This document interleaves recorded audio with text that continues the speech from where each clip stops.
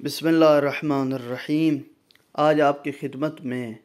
فضیلت اور زیارت امام حسین علیہ السلام کی تاکید میں پیغمبر اسلام نے اور ائمہ معصومین علیہم السلام نے جو فرامین ارشاد فرمایا وہ آپ کی خدمت میں پیش کرنا چاہتا ہوں۔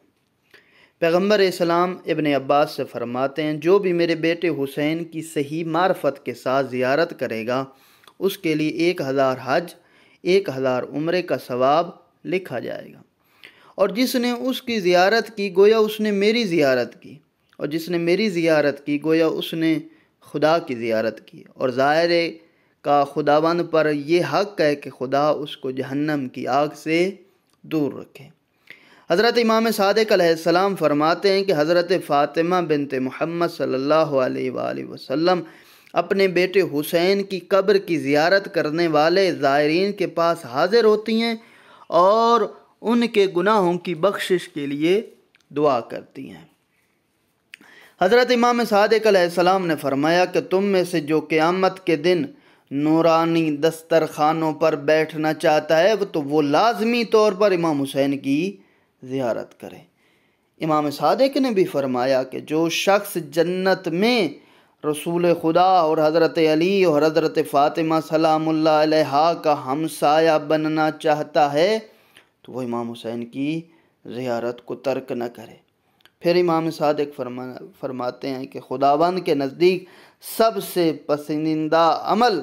امام حسین کی زیارت کرنا ہے، اور خداوند کے نزدیک سب سے افضل عمل مومنین کو خوشحال کرنا ہے، اور خداوند کے نزدیک ترین وہ بندہ ہے جو سجدے کی حالت میں خدا کے حضور گریا کرے۔ حضرت امام محمد باقر نے فرمایا، جو یہ جاننا چاہتا ہے کہ وہ اہل جنت ہے یا نہیں تو وہ ہم اہل بیت کی محبت کو اپنے دل میں ہونے یا نہ ہونے کو چیک کرے۔ اگر اس کے دل میں ہماری محبت ہو تو وہ مومن ہے، اور جو بھی ہمارا محب اور ہم سے محبت کرنے والا ہے وہ امام حسین علیہ السلام کی زیارت کا شوق دل میں رکھنے والا ہو۔ لہذا جو شخص بھی امام حسین کا زائر ہو ہم اس کو اپنا محب مانتے ہیں اور وہ اہل جنت میں سے ہوگا، اور جو امام حسین علیہ السلام کی زیارت کے لیے زیادہ نہ جاتا ہو تو اس بندے کا ایمان ناقص اور مکمل نہیں ہے۔ امام صادق نے فرمایا ہے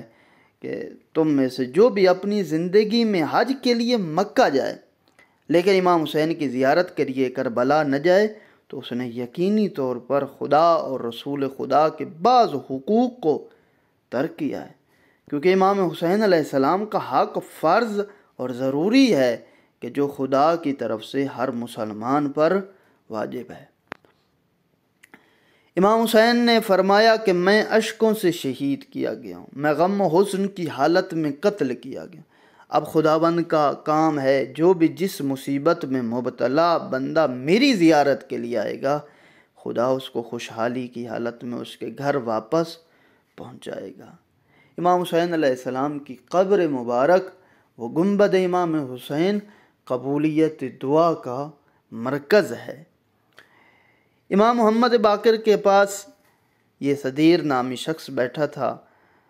کہ ایک بندے نے امام حسین کی قبر مبارک کا ذکر کیا تو امام باقر علیہ السلام نے اس سے فرمایا، جو بھی بندہ امام حسین کی زیارت کے لیے جائے خداوند ہر قدم کے بدلے میں اس کے لیے ایک نیکی لکھتا ہے اور اس کے ایک گناہ کو معاف کرتا ہے۔ امام باقر نے فرمایا ہے، اے ہمارے شیعوں کو امام حسین کی زیارت کرنے کا حکم دو کہ ان امام کی زیارت کرنا رزق کو زیادہ کرتا ہے، انسان کی عمر کو طولانی کرتا ہے، اس سے بلاؤں کو دور کرتا ہے۔ امام حسین کی زیارت کرنا ہر اس انسان پر کہ جو امام حسین کی امامت کو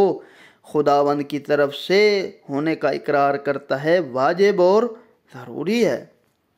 حضرت امام صادق نے فرمایا، امام حسین کی زیارت کرو اگرچہ سال ہی کیوں نہ ہو،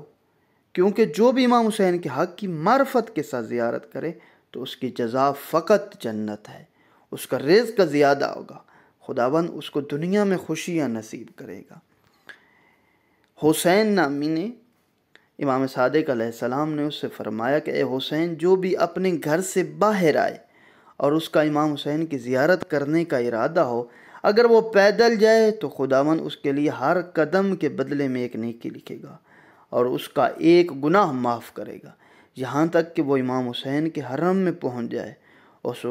مبارک جگہ کے پہنچنے کے بعد خدا اس کو فلاح پانے والوں میں شمار کرے گا،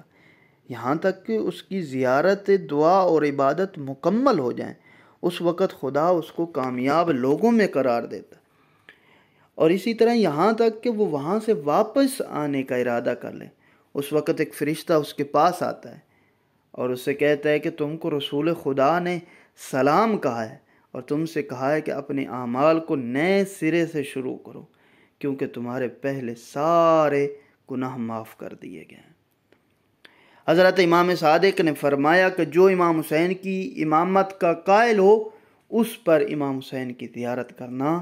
واجب ہے۔ پھر امام نے فرمایا کہ ایک مقبول حج اور عمرے اور بہت سے نیک اعمال انجام دینے کا ثواب ملتا ہے۔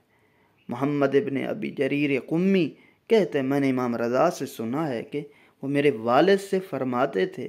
کہ جو شخص امام حسین کی ہر حق کی معرفت کے ساتھ زیارت کرے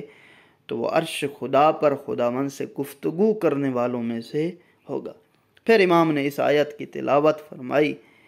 کہ بے شک متقی لوگ باغوں اور نہر کے کنارے ہوں گے، ان کا ٹھکانہ حقیقت کے ساتھ خداوند کے جس کی سلطنت جاویدانی ہوگی اس کے نزدیک ہوں گے۔ آخر میں دعا ہے، خداوند متعال ہمیں حقیقی معنی